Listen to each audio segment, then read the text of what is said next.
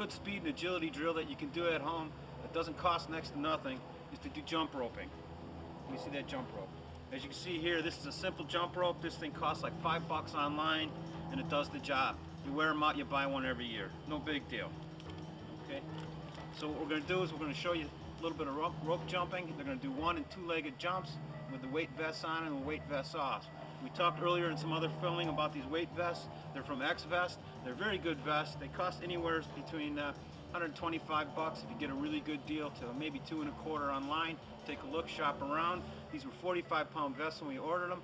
Right now these boys are at about 12 to 14 pounds. Over the course of the next month we're going to work them back up to about 22 to 25, 26 pounds. That's where they ran last year. As we get farther into the season, we're going to get them worked up a little longer.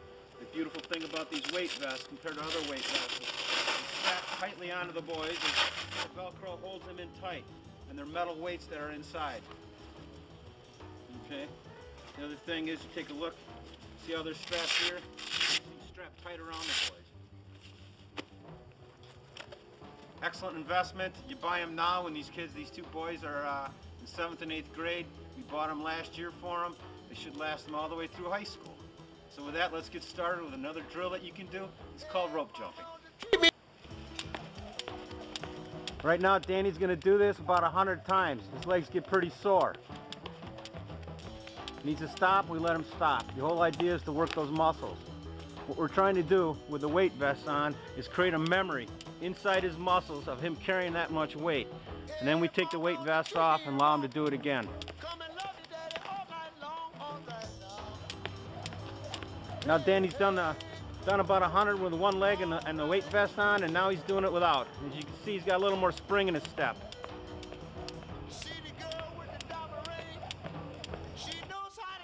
Here you go, William. Here William's doing two-legged rope jumping.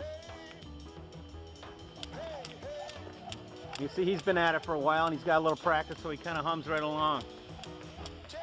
He'll do 100 of these every morning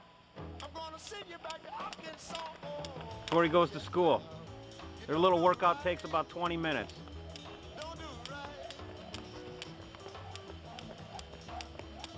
Now he'll do a couple hundred or 100 or so of these just like this without the weight vest on.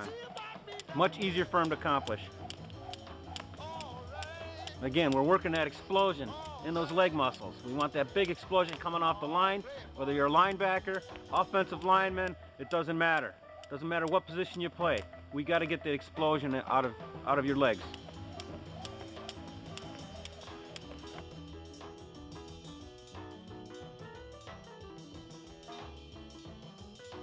The final speed and agility drill we're going to show you today is called box jumping. And again, we've got the weight vest on. You take a look. It's a West by X-Vest, very strong, nice and tight to his body. What they're going to be doing is 1- and 2-legged box jumps. We'd like to say we're going to have you run up to 100, but we know that's a little difficult with these weights on. So we want the youth to start out and maybe pick 10, 3 sets at 10, and then take a rest. If you can do more, we'll have them do more. Or we can always add some more weights. So what they're going to do is they're going to do them first with the weight vests on, and then they'll do them with the weight vests off.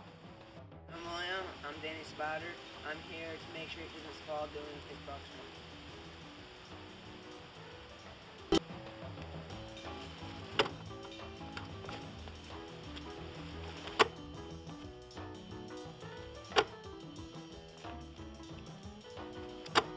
When you see me in misery, come on, baby, see about me now. Hey, hey. All right. As you can see, he tries to jump up and stick it up there as much as he can. And he comes down, he tries to stick it when he comes down. There's a couple of things this does for you. Obviously, we're building up that leg muscles. The other thing is we're working on balance training. Very important for these young athletes. You give them good balance training, it's going to be a lot harder to knock them over when they're in their blocks, or if they're running back, they're not as apt to fall over when the first guy hits them. The tackler is going to have to get a good clean hit on that running back if he has good balance training. All right, now Danny's done his set. Now he's doing it without the weights on. One of the hardest things you can see that he's doing here is he's trying to stay on his toes. We want to memorize so that the people stay on the ball of their foot. That's where they get all their speed with their speed and agility training.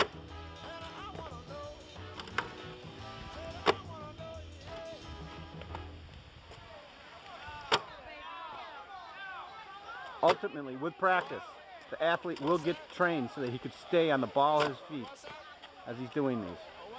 I'm Daniel Mitchell. I'm really spotted just in case he falls. After you do one and two-legged, or actually the one-legged, then it's on to two legs. As you can see, these are much easier.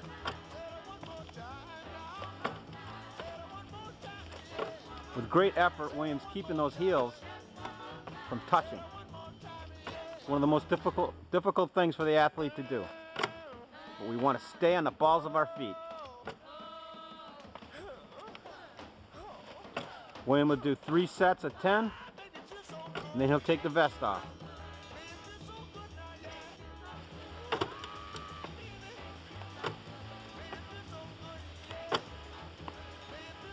As you can see here, we're using just a simple milk crate. As the athlete gets to doing this, the idea is to have more higher boxes for them to jump on in progression. Keeping off those heels.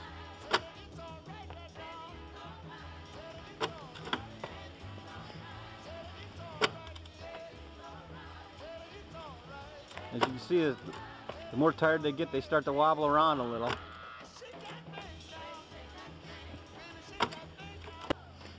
So that's box jumping.